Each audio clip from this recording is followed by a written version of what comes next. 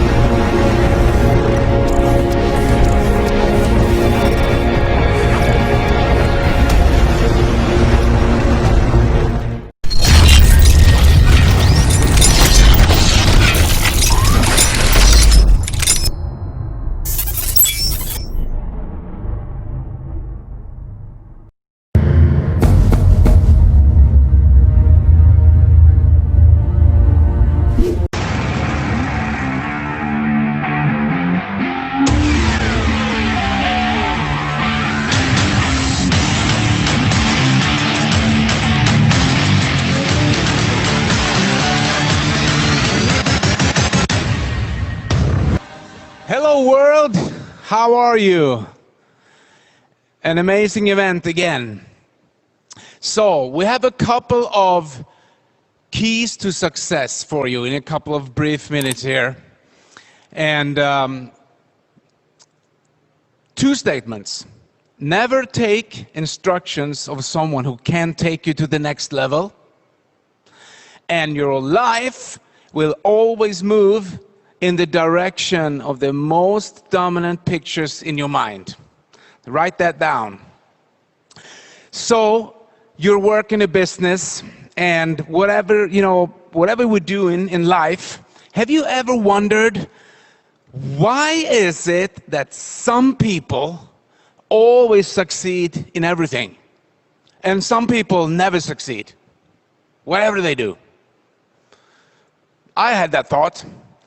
And I slowly learned that we are a product of our environment. So we go out in the world and we're going to do stuff, and we're still going to do stuff that we learned from the people who haven't done anything in life, sometimes. Anyway, so we're a product of our environment, and it reminds me of a true story. We were home and cooking Thanksgiving dinner. My wife was doing, cooking in the kitchen, and my son was watching her, and she was preparing the Thanksgiving ham, and she was chopping off the both ends of the ham, as he usually does every year. And my son was standing and watching and said, "Mom, why are you cutting off the ends of the ham every year? I've been watching you. I see you do it every year." And my wife went like, "Yeah, I don't know, because your grandma does it, so I do it. Let's ask her." So they called Grandma. Grandma, come in the kitchen. And Grandma come in the kitchen and say, "Grandma, why are you cutting off both ends of the ham? Because I'm doing it every year, and Charles asked me here why I'm doing it. I'm just doing it because you are doing it every year." And Grandma said, "Well, I'm doing it because old Granny have done it for years and years and years. Let's go in and ask her." So they went in the living room, and everybody was there and gonna listen. And said, Granny was sitting in the chair and said, "Granny, listen. We are out in the kitchen preparing the ham, and we're cutting off the both ends as we always do every year. And we have watched you do it. Why is it that you have done that in all years?" "Because we do it." And Granny said, "Because my oven wasn't big enough." So you see, don't repeat stuff that doesn't end up be good for you in the future. Anyway, so success is many things, but it's your mindset. How is your mind set up on? What is your mind set up on? Because if you listen to the statement that your life will move in the direction of the most dominant pictures in your mind, We all have a mind, and our mind is set up on things. And they did a study at Harvard University about worry and fear. Because why people don't succeed is because they have so much fear inside of them. They make decisions based out of fear. And this study concluded that 40% of all the fear that people have is stuff that never will happen. 40% the people go worrying about. 30% of the fear that people have is about stuff that already happened. So you can't change that already happened. And 12% is, minor sickness that never will happen. And 10% is small problems you need to solve anyway. So 92% of what people worrying about is totally pointless. 92%.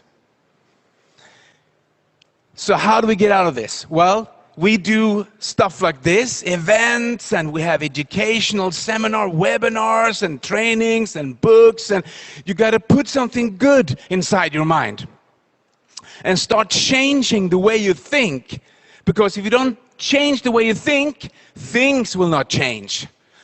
And I have a great story, because we all need inspirational stuff. We need people to walk ahead and to do stuff so we can watch them and say, if he can do that or she can do that, I can do that. And I will tell you a great story. This is from true life, and I do it in honor of a friend of mine. He died many years ago, but his name was Jakobsson Crowd1. And it's so funny, I saw online some people posted something about him. He was one of the first guy ever, the first guy in Sweden anyway, who climbed Mount Everest without any oxygen. Most people climb Mount Everest. I mean, only climbing Mount Everest is, totally out of the league. But he did it with no oxygen. And his story is amazing, and he did stuff that inspired thousands. He was a speaker at events that I had many years ago, before he left planet Earth, and rest in peace. Anyway, his story is amazing. So what you can do when you feel low and you have doubts and you fear and you don't know what to do, you can think about him. And his name is Jakobsson Crowd1. And he said he was always so happy, positive, outgoing. He said, 2 thumbs up. Always not 1 thumb, 2 thumbs up. And whatever people said, whatever problem it was, he said, 2 thumbs up. So imagine this guy is a normal guy. We knew each other back in my hometown when we grew up. He was like a skater. I was more like a musician, hanging out. But we knew about each other.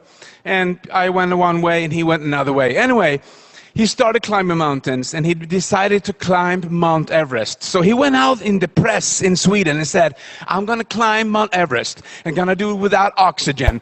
And you have a press release because you need people to be aware of what you're going to do, so you can get some sponsoring money from people.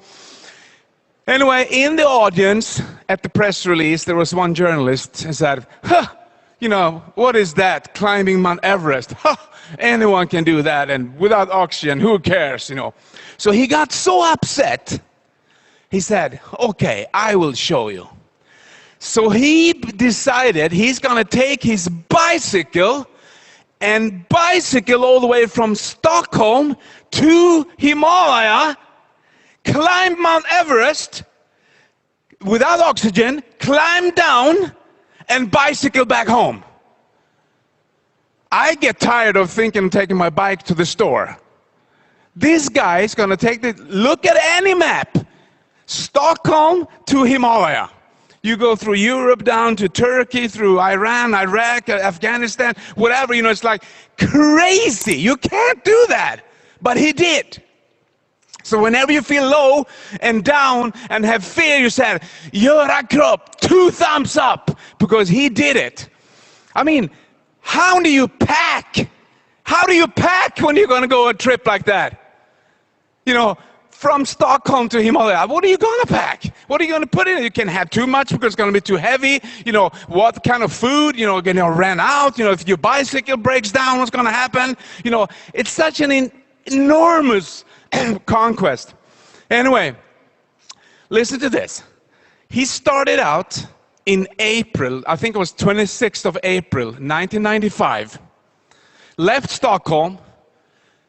He came down to Himalaya in October 1996. So whenever you feel low and down, you can say, Göran Kropp, 2 thumbs up. I can do it. He can do it. I can do it.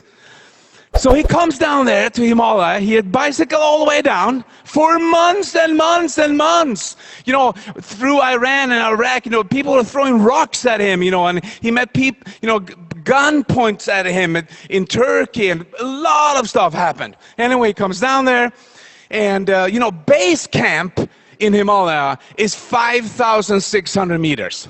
Base camp. You can hardly breathe. And most people that try to climb Mount Everest, a lot of them die. Not on the way up, but on the way down. And there's many, many movies made about this. You can watch them. It's just totally amazing. So he's down there, and he's going to climb Mount Everest. He's at base camp, and he told this story himself so good, so I can't tell as good as him. But he said there was an American crew there. It's going to make like a documentary. And, they have all this equipment, and, Americans are great at, doing stuff fancy, looking good and everything. So they have this crew and, camera team and everything, and filming, documentary, everything. And he said he was up there in the snow, and he said, I got to pull a trick on these guys, because he was doing this, no oxygen, no nothing. They have oxygen masks and everything. And it just came down a little bit of snow in the mountain. He said, I'm going to pull a trick on those guys. So they were up there, filming, and, we're up here on Himalaya. We can hardly breathe. We're soon going to die, and the camera team following.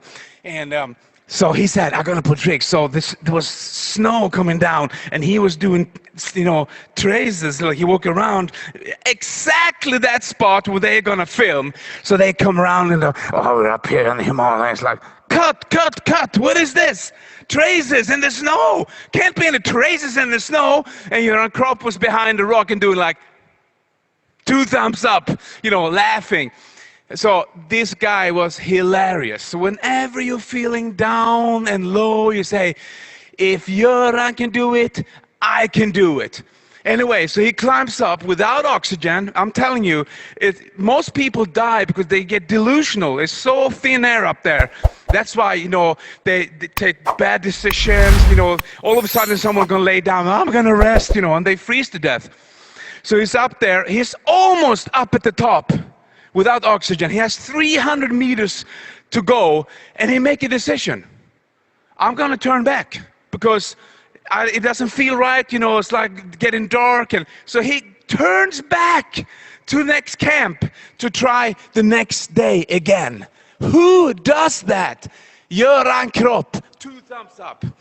Anyway, so he climbs the mountain, put some stuff on the top of it, climbs down, and put himself on a bicycle.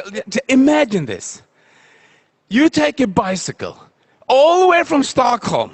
It's 13,000 kilometers one way. You climb the mountain, and then when you climb the mountain, you're coming down, you're crazy tired, you've gone through so much. Then you're going to set yourself on a bicycle and bicycle back home.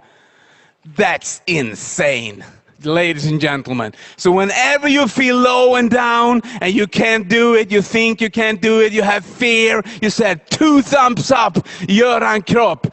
He did it, and if he did it, I can do it. And I'm telling you, it's all about what's in your mind. You can do anything you set your mind to. And I'm telling you, if you do this, what I've been telling you here in a couple of minutes, the rest of your life will be the best of your life, because you're not who you think you are. You are who you think you are. Thank you. Crowd1.